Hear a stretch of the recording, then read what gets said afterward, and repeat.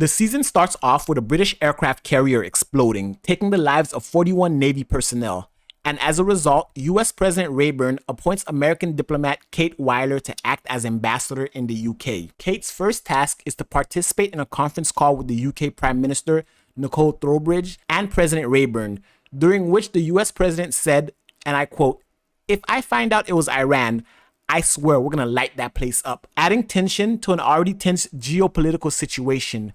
Meanwhile, unbeknownst to Kate, she is being prepared to take over the role as Vice President of the United States by Deputy Chief of Mission Stuart Hayburn. Not only does Kate find it difficult to adjust to her new role as ambassador, but Kate eventually learns that Gannon, who is the Secretary of State, wants to fire her. And as preparations are being made for a magazine photo shoot, it is revealed that Kate and Hal are getting a divorce, which doesn't look good for her image as a US ambassador. It's during this photo shoot that Hal gets drugged and kidnapped by some Iranian assailants. Kate alerts security, and CIA Chief of Station Adria Park has all hands on deck looking into Hal's disappearance. The kidnappers release Hal after having him speak with Deputy Minister of Foreign Affairs Rasool Shaheen in Tehran, who basically tells him that Iran had nothing to do with the attack on the British vessel. With this new information, during a meeting, Park tries to convince everyone that Iran is not the one responsible for the attack, but no one is buying it. During a memorial service, a grieving widow believes that Iran is responsible for the attack, and Prime Minister Trowbridge gives assurances that if Iran is responsible,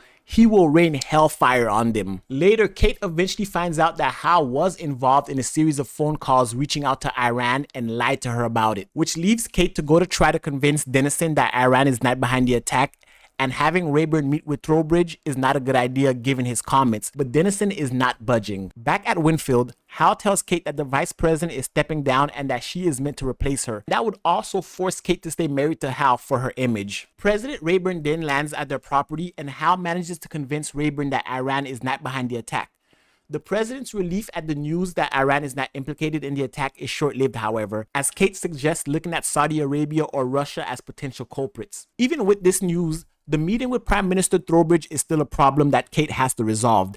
And as much as Kate is desired for the position of vice president, it's clear that she does not want to be the VP. Kate ends up managing to arrange a private meeting between Rayburn and Trowbridge, but it makes matters worse as Trowbridge's plan is to trick Rayburn into sending US ships as a way to get the US involved. And while it seemed as though Kate was considering the position of VP, Hal makes matters worse and basically admits that he never wanted to get a divorce in the first place, so Kate ends up kicking his ass. Soon afterwards though, Kate talks to Rayburn and convinces him not to send ships, which later causes a rift between UK and US relations. In a series of strategic moves, Kate sends a cryptic message about trade to the country of Turkey to elicit a response from Iranian intelligence about the attack on the British vessel. Later, during the gala for American businessmen in the UK Prime Minister announced that the US has refused to assist the UK with their mission, further escalating the situation. Due to the letter to Turkey, Iran has now responded, and their ambassador plans to meet with US Foreign Secretary Dennison, but Kate crashes the meeting much to the ambassador's shock. Kate and Dennison then learn from the frightened ambassador that one of Iran's allies, namely Russia, framed Iran for the attack on the British vessel. And right before the Iranian ambassador dies on the floor of Dennison's office due to a heart attack, he reveals the name of the leader of the Russian mercenary group whose name is Lenkov. These events have left Kate shaken, which causes her and Hal to share a moment of intimacy, suggesting maybe their marriage can be saved. Afterwards, during a meeting in Dennison's country home, Dennison tells Kate that because Rayburn didn't keep his promise to help, the UK wants to break their alliance with the US. Trowbridge then crashes the meeting and wants to accuse Russia of blowing up the British vessel, but there is no evidence to support such a claim.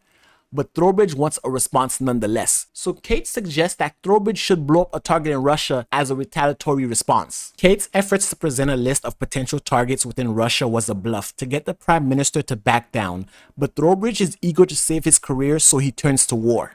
Hal, Kate, and Trowbridge run into each other in the Chevening House kitchen later on that night, where Kate manages to convince Trowbridge to consider another plan which doesn't result in war. But ultimately, it was just a waste of time on Kate's part to come up with a new plan, as Trowbridge is dead set on bombing Russia. Park finds it strange that intelligence organizations who quote-unquote make it their business to have intelligence are unable to find out who in Russia ordered the attack on the British vessel. But with Roland's help, Kate comes up with a plan to bomb Lenkov's troops in Libya, which Trowbridge is on board with, but Gannon is against it. Later on, however, Hal figures out that Gannon wants to be president of the United States. So of course, it wouldn't bode well for Gannon to try to make Rayburn look good. But with Kate's interference, President Rayburn exercises his executive power over Gannon, and the attack on Libya will proceed as planned. While he's in the UK, Kate meets with a Russian ambassador who surreptitiously leads her to an agent that tells Kate where Lenkov will be, essentially handing him over on a silver platter. And during a meeting back in Washington, D.C.,